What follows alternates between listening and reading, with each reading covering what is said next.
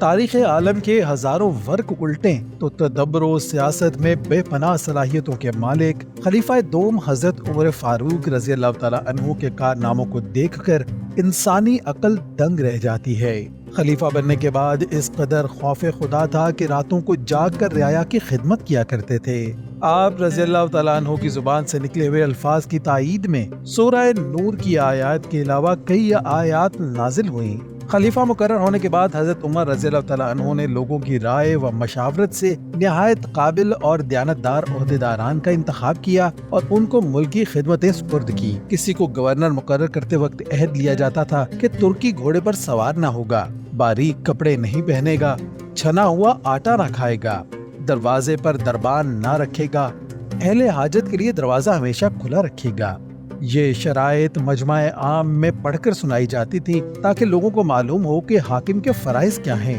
جس وقت کوئی عامل مقرر کیا جاتا تھا اس کے پاس جس قدر مال اور اسباب ہوتا تھا اس کی مفصل فہرست تیار کرا کے محفوظ رکھی جاتی تھی، اور اگر عامل کی مالی حالت میں غیر معمولی ترقی ہوتی تو اس سے مواخذہ کیا جاتا تھا۔ عاملوں کی شکایات کے ازالے کے لیے ایک خاص عہدہ قائم کیا جس پر حضرت محمد بن مسلمہ انصاری رضی اللہ تعالیٰ عنہ مامور تھے۔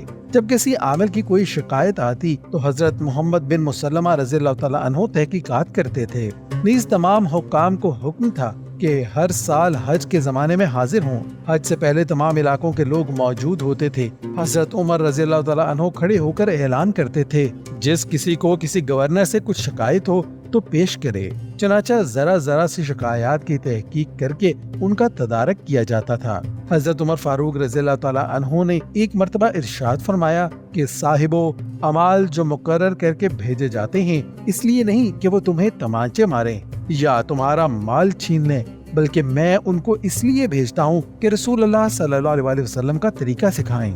اگر کسی عامل نے اس کے خلاف کیا تو وہ مجھ سے بیان کرو تاکہ میں اس کا انتقام لوں۔ خلافت کے سنہرے دور میں کسی بھی سرکاری افسر کو عوام الناس پر ظلم کی اجازت نہ تھی، نہ ہی کسی گورنر کو اپنے صوبے میں عوام الناس پر زیادہ ٹیکس لگانے کی اجازت تھی۔ اگر کوئی ایسا کرتا تھا تو اس سے خلیفہ وقت مجمع عام میں پوچھتا تھا۔ نہ ہی کوئی گورنر یا بڑا افسر عوام سے ملنے کی وجہ سے دروازے پر کوئی چوکیدار رکھتا تھا۔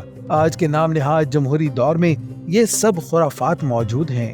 اسلام کے سنہرے دور خلافت کے قیام کی ایک بار پھر سے ضرورت ہے تاکہ عوام کی مشکلات کم ہو سکیں اور رعایا کو انصاف مل سکے۔